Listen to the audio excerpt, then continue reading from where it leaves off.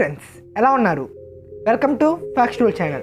ఈ వీడియోలో మనం మీకు తెలియని ఇంట్రెస్టింగ్ ఫ్యాక్ట్స్ గురించి తెలుసుకుందాం. దానికి మీరు చేయవలసిందల్లా ఈ వీడియోని చివరి వరకు చూడడమే. నచ్చితే లైక్ చేయడం మర్చిపోకండి. సరస్సులు, లేక్స్ వలన మనకి ఎన్నో ఉపయోగాలు ఉన్నాయి. లేక్స్ ఎకోసిస్టమ్ డెవలప్మెంట్కి తోడ్పడతాయి. లేక్స్ లోకల్ ఫిషరీ వర్కర్స్కి లైఫ్ని ఇస్తాయి. లేక్స్ వలన టూరిజం కూడా డెవలప్ అవుతుంది. లేక్స్ ఇండస్ట్రియల్ వర్క్స్కి కావాల్సిన ఫ్రెష్ వాటర్ని ప్రొవైడ్ చేస్తాయి. ఇంతేకాదు, లేక్స్ వలన చాలా ఉపయోగాలు ఉన్నాయి.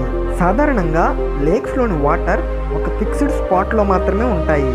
కానీ కెనడాలో కిలూక్ అని పిలువబడే ఒక లేక్లో మాత్రం స్క్రీన్ మీద చూపిస్తున్న విధంగా వాటర్ అనేది డిఫరెంట్ స్పాటెడ్ రీజన్స్లో ఉంటుంది. ఈ విధంగా ఈ లేక్ మొత్తం మీద సుమారుగా 365 స్పాట్స్ ఉన్నాయి. ఈ స్పాటెడ్ రీజన్స్లో ఉన్న వాటర్ అసలు వాటరే కాదు, అవి డిఫరెంట్ టైప్స్ ఆఫ్ కెమికల్స్ అని సైంటిస్టులు కనిపెట్టారు. కానీ ఈ లేక్ ఆర్టిఫిషియల్గా తయారు చేసిన లేక్ ఏమీ కాదు, న్యాచురల్గానే ఫామ్ అయింది. అలాంటప్పుడు ఈ లేక్లోకి కెమికల్స్ ఎవరు తెచ్చి ఉంటారు అనేది ఇప్పటికీ తెలియని మిస్టరీగానే ఉండిపోయింది. మన భూమి మీద ఉన్న 60-80% ఆఫ్ ఫ్రెష్ వాటర్ మౌంటైన్స్ నుంచి ఆరిజిన్ అయ్యే రివర్స్ ద్వారానే మనకు లభిస్తుంది. మీరు ఎప్పుడైనా ఈ మౌంటైన్స్ వాటి కలర్స్ని చేంజ్ చేసుకోవడం చూసారా? అవును, ఆస్ట్రేలియాలోని ఉల్లూరు రాక్ అనే ఒక స్పెషలైజ్డ్ రాక్తో ఫామ్ అయిన మౌంటైన్ ఈ వీడియోలో చూపించిన విధంగా దాని యొక్క కలర్స్ని మార్చేసుకుంటుంది. ఈ మౌంటైన్ని అయర్స్ రాక్ అని కూడా పిలుస్తారు.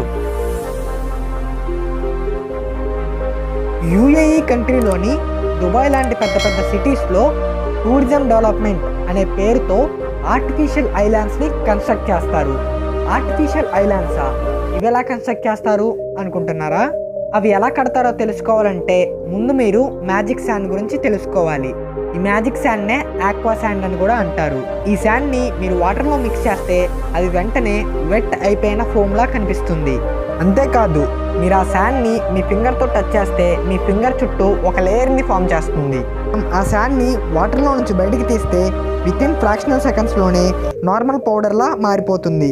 ఈ శాండ్కి హైడ్రోఫోబిక్ క్యారెక్టరిస్టిక్ ఉండడం వల్ల ఇలా జరుగుతుంది.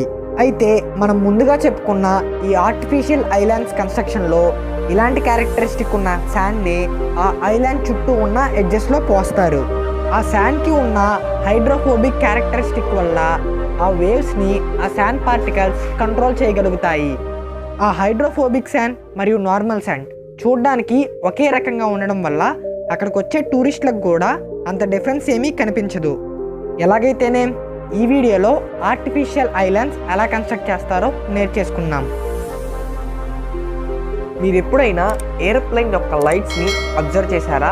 ఈ లైట్స్ని navigation lights, position lights and running lights అంటారు. నార్మల్ వెహికల్స్కి లైట్స్ ఎందుకు ఉంటాయో మనకు తెలుసు. మరి ఏరోప్లేన్కి లైట్స్ని ఎందుకు పెడతారో ఇప్పుడు తెలుసుకుందాం. సాధారణంగా ఏరోప్లేన్ యొక్క లెఫ్ట్ వింగ్ మీద రెడ్ లైట్ని, అదేవిధంగా రైట్ వింగ్ మీద గ్రీన్ లైట్ని, ఏరోప్లేన్ యొక్క బ్యాక్ టైల్ దగ్గర వైట్ లైట్ని సెట్ చేస్తారు. ఈ 3 లైట్స్ హై ఇంటెన్సిటీ కలిగిన లైట్స్. ఒక్కొక్క లైట్ని ఒక్కొక్క యాంగిల్లో సెట్ చేస్తారు. అసలు ఈ లైట్స్ యొక్క యూజెస్ ఏమిటో ఒక ఎగ్జాంపుల్ తీసుకొని చెప్తాను, జాగ్రత్తగా వినండి. నైట్ టైం ఒక హెలికాప్టర్ ఎయిర్లో ట్రావెల్ చేస్తుంది అనుకోండి. ఆ హెలికాప్టర్ పైలట్కి దూరంగా ఒక red and green lights blink అవుతూ కనిపిస్తే అక్కడ నుంచి ఒక ఏరోప్లైన్ తన మీద నుంచి కానీ తన కింద నుంచి కానీ వెళ్తుందని అతనికి అర్థమవుతుంది. ఒకవేళ తాను వెళ్ళే డైరెక్షన్లో ఏమైనా రాంగ్స్ ఉంటే అతను వెంటనే కరెక్ట్ చేసేసుకుంటాడు. ఒకవేళ ఆ పైలట్కి ఒక రెడ్ కలర్ లైట్ మరియు partial white colour light blink అవుతూ కనిపిస్తే ఒక ఏరోప్లైన్ తాను వెళుతున్న డైరెక్షన్లోనే అతన్ని ఓవర్టేక్ చేస్తూ వెళ్తుందని అర్థం చేసుకుంటాడు. ఒకవేళ ఆ హెలికాప్టర్ పైలట్కి ఒక గ్రీన్ కలర్ లైట్ మరియు partial white colour light blink అవుతూ కనిపిస్తే ఏరోప్లైన్ తనకు ఆపోజిట్ డైరెక్షన్లో తన పక్క నుండి వెళ్ళబోతుందని అర్థం చేసుకుంటాడు. చివరిగా ఆ హెలికాప్టర్ పైలట్కి ఒక వైట్ కలర్ లైట్ మరియు partial red and green colour light కనిపిస్తే ఏరోప్లైన్ తాను వెళ్తున్న డైరెక్షన్ని క్రాస్ చేసేసి అతని నుంచి దూరంగా వెళ్ళిపోతుందని అర్థం చేసుకుంటాడు. ఈ విధంగా మనం ఏరోప్లేన్కి ఉన్న లైట్స్ని బట్టి ఆ ప్లేన్ ఏ డైరెక్షన్లో వెళ్తుందో డిటర్మైన్ చేయవచ్చు. హ్యూమన్ లైఫ్లో లైఫ్ ఇన్సూరెన్స్ అనేది చాలా ముఖ్యం. అయితే ఈ వరల్డ్ మొత్తం మీద highest number of life insurance policies ఉన్న దేశం మన ఇండియా. కానీ మనం తెలుసుకోవాల్సిన ఫన్నీ ఫ్యాక్ట్ ఏంటంటే మన ఇండియన్ పాపులేషన్లోని 80% ఆఫ్ పీపుల్కి అసలు లైఫ్ ఇన్సూరెన్సెస్సే లేవు.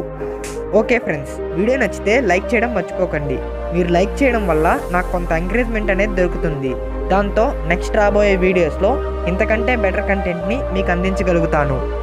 ఈ వీడియోని మీ ఫ్రెండ్స్కి కూడా షేర్ చేసి మా ఛానల్ని ప్రమోట్ చేయండి. చివరిగా మా ఛానల్ని సబ్స్క్రైబ్ చేసుకోవడం మర్చిపోవద్దు. అదేవిధంగా ఈ వీడియో మీద మీ ఒపీనియన్ని మా కామెంట్ బాక్స్లో తెలియచేయండి.